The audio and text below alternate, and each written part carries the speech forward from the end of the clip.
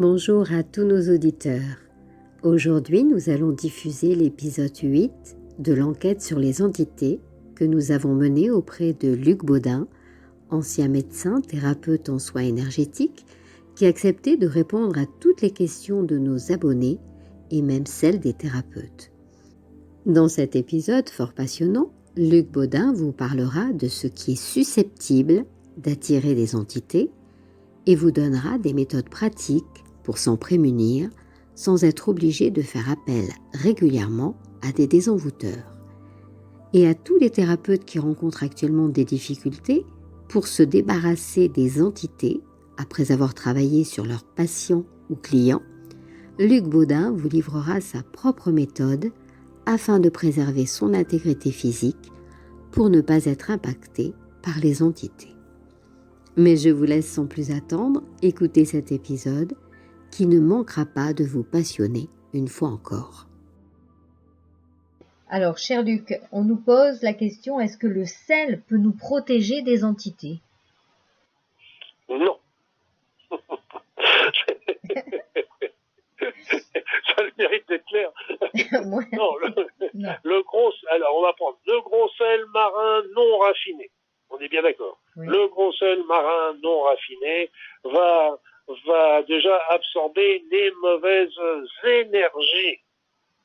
Une partie des mauvaises énergies qu'il peut y avoir dans le lieu. Si on entoure par exemple un lieu avec des mauvaises énergies, avec du sel, ça va peut-être gêner les entités, mais ça va pas franchement beaucoup. Je sais qu'autrefois on mettait du gros sel autour des maisons, etc. Mais c'était plus pour les protéger des mauvaises énergies que des entités qui sont guère dérangées par ça. D'accord. Est-ce que les photos de nos défunts peuvent attirer des entités? Et dans l'affirmative, comment s'en prémunir? J'ai pas cette impression-là. C'est une question que je me suis jamais posée. Non, a priori, les photos, non, je vois pas. La réponse est non. Pour moi, j'interroge, je demande, j'étudie. Non, je vois pas comment des photos pourraient, mis à part des photos, si c'est des photos avec des amis et puis que ces amis sont morts, peut-être, on peut imaginer que ça les attirera, peut-être que c'est ça, mais encore, j'y crois pas trop. Que pensez-vous des égrégores de prière qui sont réalisés pour des défunts? Et d'après vous, est-ce que cela peut apporter des entités? Bien sûr. Et là aussi, il peut y avoir dans les groupes de prière ou dans n'importe quoi, il peut y avoir toujours des personnes qui sont pas forcément nocives, mais qui sont perturbées ou perturbantes, parce qu'elles ont elles-mêmes des problèmes, des angoisses, des maladies, etc. Et donc elles-mêmes qui sont chargées de mauvaises énergies et qui risquent de pourrir un petit peu l'ensemble du groupe. Et c'est pour ça que quand je fais des groupes de prière, des rassemblements, des soins énergétiques, etc., je fais toujours automatiquement, dès le départ, une protection. Une protection de chaque individu qui est dans le groupe et une protection du groupe dans sa globalité pour qu'il n'y ait pas d'entités qui viennent les perturber. Mais autrement, c'est toujours possibilité et ça, c'est indispensable de faire cette protection à la fois individuelle et collective. Beaucoup de nos auditeurs nous déclarent aussi qu'ils consultent souvent des désenvoûteurs et que ces derniers leur demandent de revenir chaque mois pour déloger les entités. Qu'en pensez-vous? D'après vous, est-ce normal? Là encore, on parle de quoi d'entité? Je dirais ça, c'est un peu dans les pronostics. Je trouve pas ça. C'est sûr que les entités, je vous ai dit, les petites entités, les parasites, mais vous pouvez y retourner tous les jours. Hein. Il y en aura tous les jours. Voilà. Des petites entités. On est d'accord. Vous descendez dans le métro, vous allez dans un endroit un peu mal famé, dans un endroit stagnant, dans un cimetière, et puis vous allez vous en choper plein. Hein. Donc le principal, c'est de faire les transmutations, le nettoyage avec des gros sels, avec tout ça, pour essayer de nettoyer toutes ces énergies négatives qui sont. Après ça, c'est comme en médecine de donner des pronostics.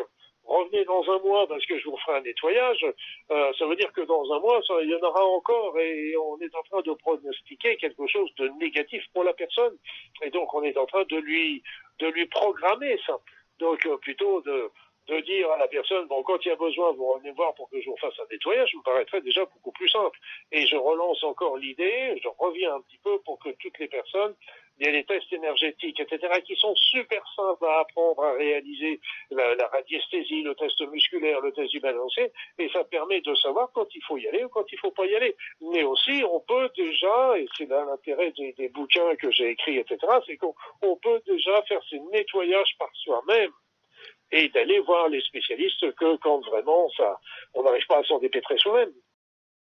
De nombreux thérapeutes nous contactent régulièrement pour obtenir une aide afin de se libérer des entités, des parasites. Ils déclarent qu'en qualité de travailleurs de lumière, ils rencontrent ces problèmes chaque jour et ont bien du mal à s'en débarrasser. Pensez-vous qu'un énergéticien ou un médium soit peut-être plus sensible aux entités et pourquoi d'après vous? Je dirais que quand un thérapeute, etc., un médium, j'ai dit, ils peuvent... moi, le médium, je fais très... on a déjà évoqué cette notion-là, c'est qu'on ne sait pas qui est-ce qui est à l'autre bout du fil. Et bien souvent, c'est pas la personne, c'est pas forcément des êtres de lumière, malgré tout ce qu'ils peuvent le dire. Donc, évidemment, ils peuvent s'en choper des choses... mais c'est parce que je suis extrêmement prudent et méfiant dans tous les phénomènes de médiumnité. Même si moi-même j'ai des informations qui se transmettent, je reste extrêmement prudent sur les informations qui me sont transmises. Je les vérifie et je fais très attention justement qu'il n'y ait pas de passage d'entité. Après ça, quand on est thérapeute, médecin, etc., on est en train de travailler sur le mal d'une personne. C'est quand une personne est malade, c'est qu'elle a un mal. Et donc, si on n'y fait pas attention, c'est en se concentrant dans le soin, etc., on peut attraper. Et après ça, il y a beaucoup de thérapeutes aussi qui sont des mères Teresa, comme je le dis en plaisantant, c'est-à-dire qu'ils ont le cœur grand ouvert, ils veulent tout soigner, ils veulent tout supporter, ils veulent tout aider, etc. Mais en ouvrant ça, ils sont en train d'ouvrir la porte et ils vont en train de choper toute une bonne partie des souffrances et des problèmes de leurs patients, de leurs malades. Et ça, c'est pas un bon système non plus, parce qu'on n'est pas là pour prendre le mal des autres, surtout qu'en plus, quand on prend le mal des autres, ça va pas forcément soulager les autres, mais nous, ça va largement nous aggraver. Et puis, donc, d'être dans la compassion, plus que dans l'amour, de prendre, d'aider, de soulager, etc. Et de bien savoir que le mal, ça appartient à l'autre, ça ne nous appartient pas, et d'aider l'autre de s'en défaire, mais pas en le prenant sur nos épaules. Donc là, c'est une question de protection, là encore, de protection du lieu, d'avant, de protection du thérapeute avant chaque patient, et puis de temps en temps, comme je vous le disais, on peut même au cours du soin, on peut sentir des énergies qui sont pas très... Et donc là, moi, souvent, quand je sentais des trucs, j'arrêtais mon soin, je refaisais ma protection, et je recommençais mon soin après, pardon. Donc ça, c'est très, très, très important. C'est une question d'état d'esprit. Il faut être dans l'amour pour faire un soin, mais il faut pas non plus avoir le cœur grand ouvert parce que d'être là, à ce moment-là, on est sans protection et on va tout choper. Oui, donc mettre des limites. Mettre des limites, d'être dans la compassion et d'être bien là on est là pour aider le patient. Et là, on n'est pas là pour prendre ses problèmes sur nos épaules parce que, comme je l'ai dit, ça va pas l'aider. Et c'est surtout nous, ça va nous aggraver certainement. C'est à lui de trouver, nous on est là pour l'aider à trouver son chemin de guérison, c'est tout. C'est déjà pas mal. Cet épisode est maintenant terminé. Je remercie tous nos auditeurs de nous avoir écoutés. Pour ne pas manquer l'épisode 9, consacré aux entités, où Luc Baudin vous parlera des implants et de leur déprogrammation, en vous donnant la procédure à suivre, je vous propose d'actionner la petite cloche et de vous abonner à notre chaîne si cela n'est pas encore fait.